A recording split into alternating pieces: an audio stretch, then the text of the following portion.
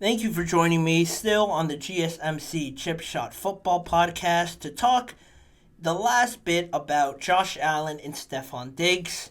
Everybody wants to know why Diggs was traded. How could you let go of your number one receiver after already letting go of Gabe Davis and not having too much depth there anyway? There was many reasons why I detailed last week why Diggs was traded, why the Bills felt this was the right time to move on from him, more on the financial trade value that they could get from him now compared to later on in his career. Because he is 30 right now, he's going to be 31 in November. How much value you can get from him next year, it's probably going to go down if he doesn't have another great year. He was already trending down in stats and stuff like that. So that makes sense, what you're going to get back from him. If this is the best you can get back from right now, probably better for the long term of this team that they moved on. But what was interesting was that the Athletics' Tim Graham, who covers the Bills, brought up a story from the Week 1 loss that they had to the New York Jets. If you recall, that game, Rodgers got hurt, obviously was the biggest thing, but Allen had a decent, I won't say he had a decent game. He had 236 yards, a touchdown, but he threw 3 interceptions. All of them were to Jordan Whitehead. Funny enough, all to one player. The Bills lost, and Diggs had 102 yards and 1 touchdown in that game. Not awful, but like I mentioned, Tim Graham covers the Bills, was in that locker room after the loss, and on his podcast, Tim Graham and Friends, on Thursday, he mentioned on that episode how tension kind of boiled over in that locker room. You had Josh Allen sitting there with a towel over his head, just disappointed as you would be by throwing 3 interceptions and losing the game you definitely should have won when Aaron Rodgers went down. Tim Graham, recalled some players going up to Josh Allen, saying things to him, then just walking by, Josh Allen not saying anything. Then Stefon Diggs came by and said something to him, and then Tim Graham said, "As I recall, I didn't include it because I didn't know what Stefon Diggs said to him, but Josh Allen snapped at him. He said, 'It's just one effing game,' and kind of motioned like, 'I'm not talking to you here.'" And that's what Tim Graham said on his show. It got a lot of news because, Graham made sure to emphasize that he didn't know what he said. He could have said anything. He could have said something positive, and then just Diggs, Allen didn't snap at anybody else that walked up to him. So that's really the biggest thing. It was after Diggs walked up to Allen and said something. Nobody knows what it was, but it was then after that Allen, I don't know if he got up, but he snapped at Stefon Diggs, said something, said what he said. "It's one effing game," exclaimed it, and he said that. And you look at that whole scenario, and it just makes you think of all the other incidents you see on the sideline. I'm not sure what game it was, but there was a picture, video of Stefon Diggs standing in front of Josh Allen with his arms raised up like what are you doing? Or just confused, looking at Josh Allen after. I'm sure there wasn't miscommunication on the play. Stefon Diggs throwing down the iPads on the sideline, being frustrated. Seeing them lose in the playoffs, it's one thing. Seeing that over and over again, this team just being on the cusp of beating the Chiefs, getting past that hump, jumping over it, and getting to a Super Bowl, it's just been lacking. And you can kind of see where Diggs, I guess, is coming from. Not to defend him or if this is exactly how it happened, to say that it's all right to do that, but you being in that moment, I can only imagine what it's like being so close and then losing a lot of them because it is your own fault. Somebody dropping a pass like Stefon Diggs did in that game against the Chiefs this year, one-on-one down the field, had it in his hands, and he dropped it. So being frustrated from that, Josh Allen missing a throw potentially, miscommunication on a route, all these things just boil over at some point, and it's not uncommon to see it. You see some players be very honest with each other and have that sort of relationship where they could scream in each other's face and it all be all right.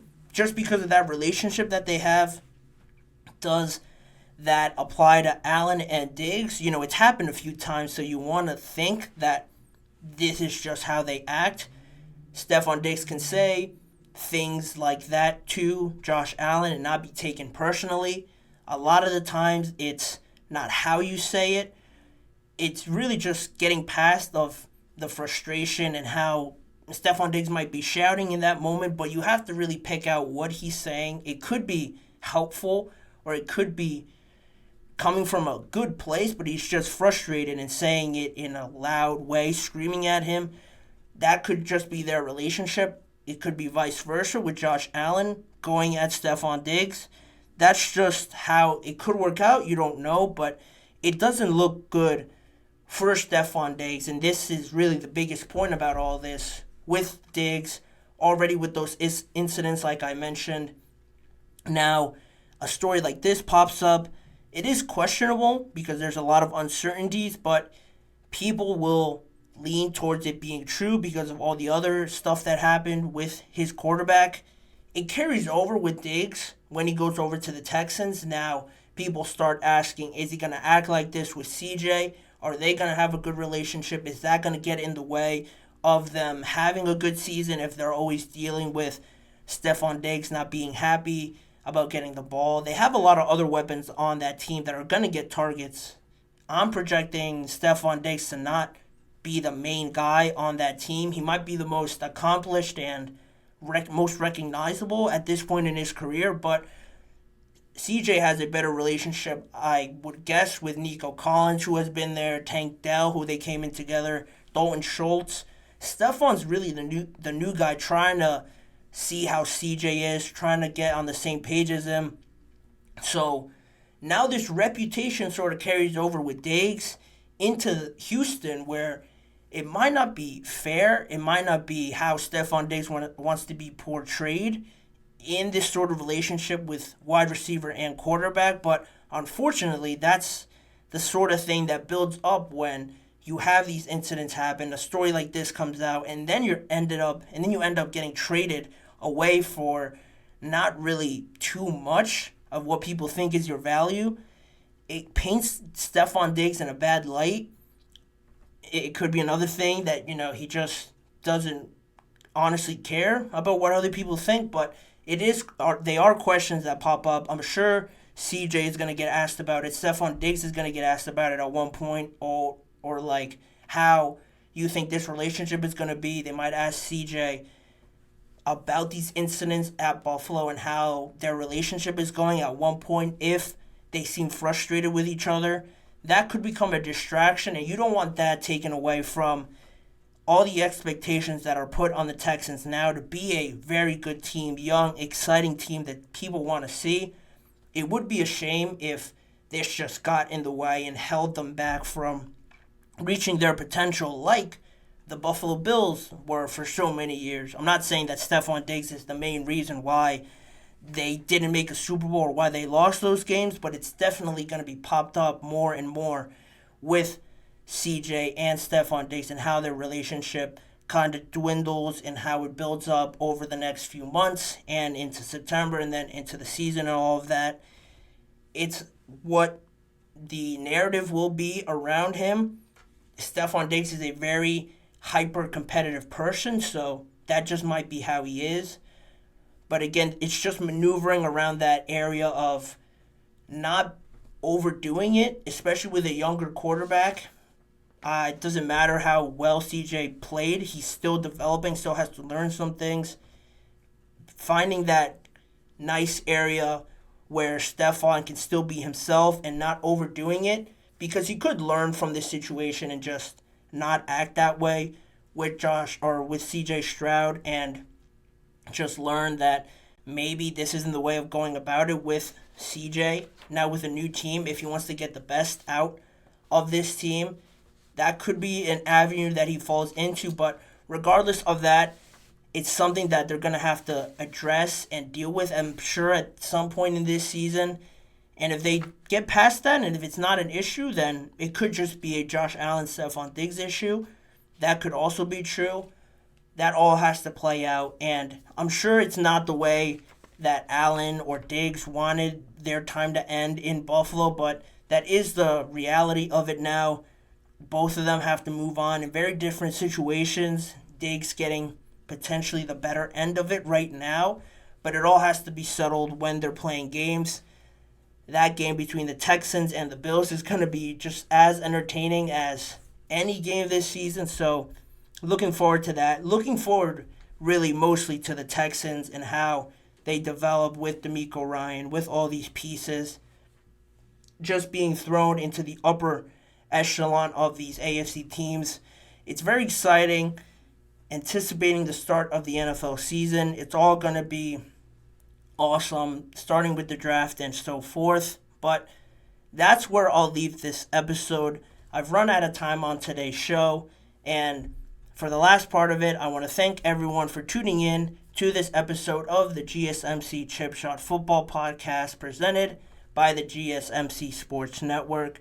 Again, please remember to like, follow, and subscribe to the show. Make sure to also follow us on Facebook, Instagram, Twitter, and TikTok for more of this network's content. If you want to see more of me and the GSMC Chip Shot Football Podcast, check out the GSMC Sports Network channel and the Podcast Network channel on YouTube for all the live recorded full shows that are on there. YouTube shorts that are posted every day on other sports topics, NFL topics I should say, and individual recorded segment videos of the segments that make up the full live shows. If you want to go back and watch a specific segment or if you missed one, they're all on there for you to check out. Tune in every weekday at 6:30 p.m. Eastern Time for more NFL discussions and topics around the NFL with me, Manny Maradiaga, as your host. Thanking you guys for joining me today, and hopefully I see you guys all tomorrow.